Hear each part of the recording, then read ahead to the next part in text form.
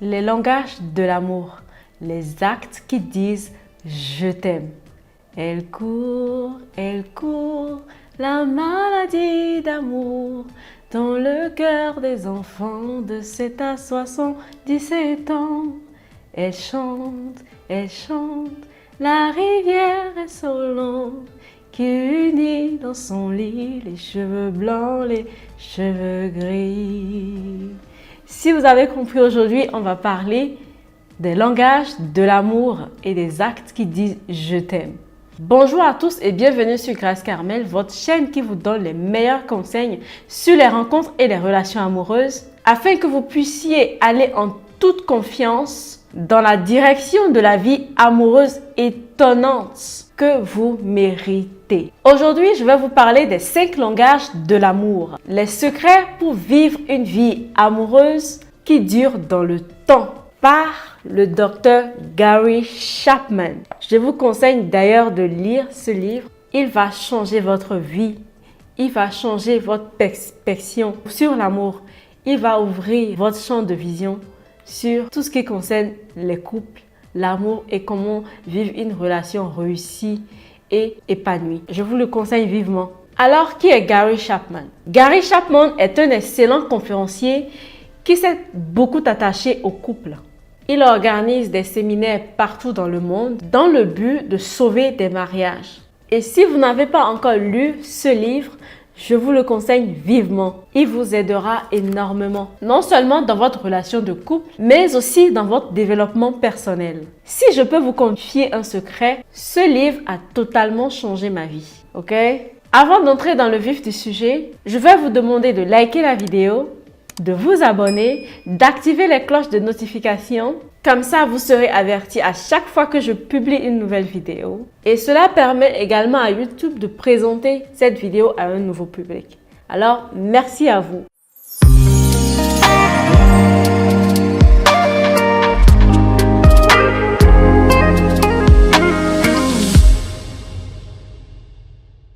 Avez-vous déjà été dans l'une de ces relations où vous pensez que vous faites tout ce que vous pouvez pour plaire à votre partenaire, mais il se sent toujours frustré et mal aimé? Je veux dire que vous travaillez dur toute la journée pour ramener de quoi manger à la maison et payer les factures. Vous leur donnez des cadeaux et vous faites même des corvées dans la maison, mais ils se sentent toujours mal aimés. Et vous vous demandez, que faut-il faire d'autre? Que veulent-ils de plus? C'est incroyablement frustrant et ennuyeux. Eh bien, la raison pour laquelle ils ne se sentent pas aimés est que vous ne parlez pas leur langage d'amour. Vous ne parlez pas le même langage amoureux que votre partenaire.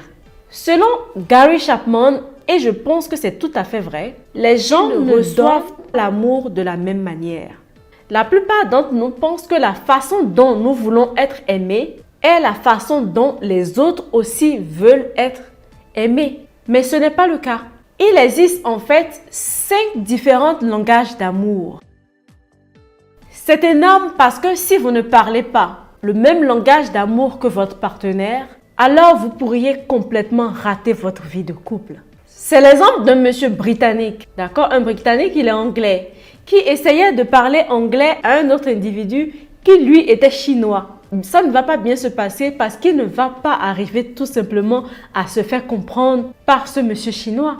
Si vous voulez avoir une relation solide, vous devez absolument savoir comment vous et votre partenaire donnez et recevez de l'amour. Comment vous et votre partenaire arrivent à donner et recevoir de l'amour. Donc, les 5 langages de l'amour selon Gary Chapman sont les paroles valorisantes, les moments de qualité, les cadeaux, les services rendus et les contacts, le toucher. Donc, il y en a 5. Commençons par les paroles valorisantes. Si vous aimez les « je t'aime », les compliments ou des mots significatifs par-dessus tout, les insultes seront particulièrement préjudiciables à votre relation. Si oui, alors c'est votre langage amoureux, tout simplement.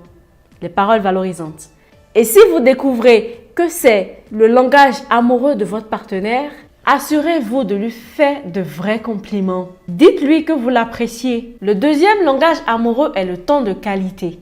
Si vous appréciez passer du temps avec votre compagnon ou votre partenaire, un moment de qualité au cours duquel on vous accorde une attention totale et sans partage, c'est-à-dire un tête-à-tête, le téléphone éteint, sans aucune distraction.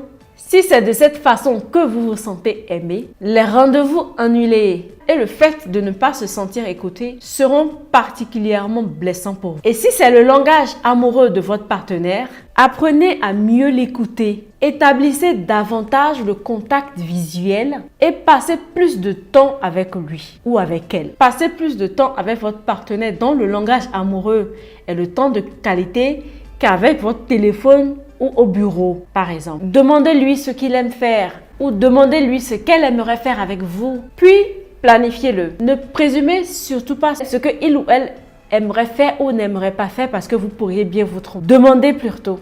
Ce serait plus simple pour vous. Le troisième langage de l'amour est le fait d'aimer recevoir des cadeaux. Ok, on ne va pas se mentir, nous aimons tous recevoir des cadeaux. Et c'est bientôt les fêtes, on est en période de fêtes, c'est bientôt Noël, c'est bientôt le Nouvel An. Alors, pensez à faire des cadeaux à votre partenaire si vous savez que son langage amoureux, c'est les cadeaux, d'accord? Mais ce genre de partenaire aime recevoir des cadeaux par-dessus tout. Pour ce type de personnes, les cadeaux signifient tout. C'est leur façon de ressentir qu'on les aime. Pour eux, c'est le meilleur moyen de leur prouver votre amour. Pour ce type de personnes, le fait de leur offrir ces cadeaux leur montre que vous faites des efforts. Vous essayez de leur prouver votre amour en faisant des efforts. Je ne parle pas de matérialiste ou du coût de l'objet. Je ne dis pas d'offrir des objets coûteux, non. Peu importe le coût ou la valeur de l'objet ou du cadeau, mais plutôt la pensée derrière cela. C'est plutôt la pensée derrière ce tact qui est plus important. Pour ce type de conjoint ou de partenaire, les anniversaires ratés et les cadeaux irréfléchis les déchirent, les frustrent. Le coût n'a pas d'importance.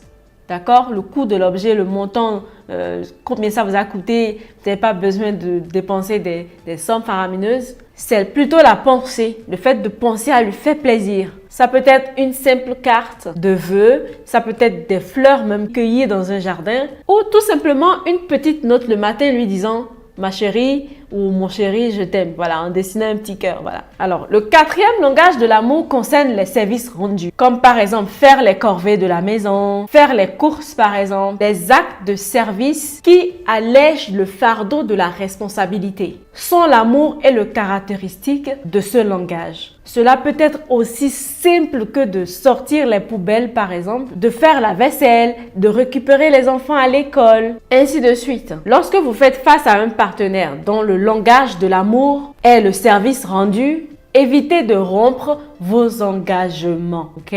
Sans quoi ils ne se sentiront pas aimés. Et pour finir, le toucher physique, le contact. Le dernier langage de l'amour, le cinquième, c'est le contact, le toucher physique. Cela ne signifie pas nécessairement le sexe, d'accord? Mais si les câlins, se tenir la main et les toucher réfléchis sont les choses les plus importantes pour vous, cela pourrait être votre langage d'amour. Et surtout si la présence physique est cruciale pour vous, il pourrait être un indicateur également.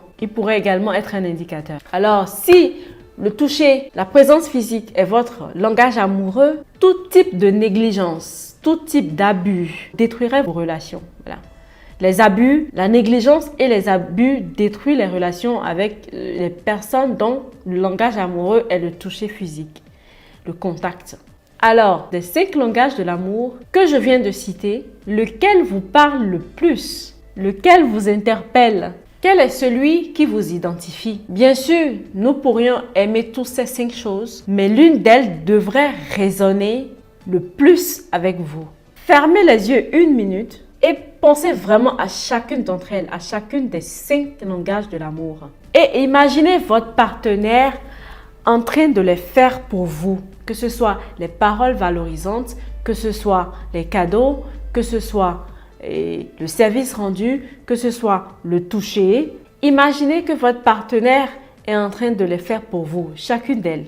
Concentrez-vous vraiment pour voir ce que vous ressentirez Une fois qu'on vous fait ces 5 choses, cela vous permettra de comprendre quel est votre langage amoureux. Et si vous rencontrez toujours des difficultés à comprendre votre langage amoureux ou le langage amoureux de votre partenaire, examinons d'une autre façon ou essayons de comprendre d'une autre façon votre langage amoureux. Repartons un peu dans le passé, d'accord? Repartons un peu dans le passé et examinons d'abord votre enfance. Comment vos parents vous ont-ils exprimé leur amour? Qu'est-ce qui vous fait sentir aimé? Tout cela se traduit aujourd'hui dans la façon dont vous donnez et recevez de l'amour. Quel est votre premier réflexe quand vous voulez montrer à quelqu'un que vous l'aimez? Faites confiance à votre instinct, faites-vous confiance et vous allez pouvoir déterminer quel est votre langage de l'amour. Qu'est-ce qui vous parle le plus? Qu'est-ce qui vous permet de vous sentir le plus aimé? Et la dernière manière de reconnaître votre langage amoureux est de replonger, même si c'est difficile, est de replonger dans vos blessures du passé. Aussi douloureux que ce soit, c'est une exploration qui peut vous aider à faire de la lumière sur votre langage amoureux. Si après cet exercice, vous arrivez à déterminer votre langage amoureux, maintenant que vous connaissez votre langage d'amour, pensez à connaître le langage d'amour de votre partenaire. Et si vous n'arrivez pas à l'identifier, je vous suggère fortement de le leur demander ou de les emmener à faire ces exercices cités plus haut pour savoir quel est leur langage amoureux. Rappelez-vous que ce que nous pensons être un acte d'amour peut ne pas être vu de cette façon par votre copain, par votre partenaire, par votre conjoint, conjointe ou votre femme. Il est vraiment vital que nous apprenions et que nous comprenions le langage amoureux de nos partenaires. Si nous voulons qu'ils se sentent aimés, alors trouvez le langage amoureux de votre partenaire et parlez-le. Parlez le langage amoureux de votre partenaire. Faites quelque chose de spécial une fois par semaine pour remplir ce que le docteur Chapman appelle le réservoir d'amour. Oui, l'amour a un réservoir qui se vide et qu'il faut remplir à chaque fois pour maintenir l'attraction. Le réservoir d'amour, c'est comme le réservoir d'essence. Ok? Non seulement tu veux le remplir, mais tu veux le garder bien plein. Tu dois le garder bien plein. Lorsque le réservoir d'amour est plein, votre vie amoureuse sera à son meilleur jour. Et un réservoir d'amour plein peut vous permettre de traverser des moments difficiles et de traverser des difficultés relationnelles. Si vous ne remplissez pas constamment le réservoir d'amour de votre partenaire, vous courez tout droit vers les problèmes de couple. Vous courez tout droit vers les séparations, etc., etc. Et il va vous falloir encore un certain temps pour que le réservoir d'amour de votre partenaire se remplisse, que vous puissiez arriver à remplir le réservoir d'amour de votre partenaire à nouveau. Alors saisissez-le et continuez à parler leur langage amoureux. Puis avec le temps, votre relation commencera à aller de mieux en mieux. Votre relation commencera à aller dans la bonne direction. Et un autre grand point à retenir de ce livre, Les 5 langages de l'amour du docteur Gary Chapman, est que l'amour est un choix. L'amour, c'est un choix. On choisit d'aimer. C'est quelque chose que tu peux contrôler. C'est un sentiment, bien vrai, mais c'est quelque chose que tu peux contrôler. Et même si au cours de la relation avec ton partenaire ou ta partenaire, tu perds ce sentiment, vous pouvez choisir de faire les actions, de poser des actes en premier et les sentiments d'amour suivront. Ça semble un peu contre-intuitif, mais ça fonctionne. Vous posez d'abord les actions et ensuite le sentiment d'amour suivra. Et croyez-moi, ça fonctionne. Chers amis, ce sera tout pour aujourd'hui. Il est essentiel de trouver quel est votre propre langage d'amour, d'accord? Cela pourrait être des mots d'affirmation, cela pourrait être du temps de qualité, cela pourrait être également le fait de recevoir des cadeaux, cela pourrait être les services rendus ou le contact physique. Aussi, cherchez à connaître le langage amoureux de votre partenaire. Ne les assumez surtout pas, parlez-en avec eux, puis prenez l'engagement de le faire. C'est le plus important. Prenez l'engagement de faire quelque chose de spécial chaque semaine. Faites quelque chose de spécial à votre partenaire. Parlez leur langage amoureux. Faites quelque chose qui est lié à leur langage d'amour principal. D'accord? J'espère que la vidéo vous a plu. Si vous avez aimé la vidéo, s'il vous plaît, likez-la abonnez-vous et n'hésitez surtout pas à consulter certaines autres de mes vidéos. Il y en a pas mal et je vous assure que vous ne serez pas déçus. Alors merci les amis, ce sera tout. On se retrouve dans la prochaine vidéo et n'oubliez jamais qu'il n'y a qu'un bonheur dans la vie, c'est d'aimer et d'être aimé.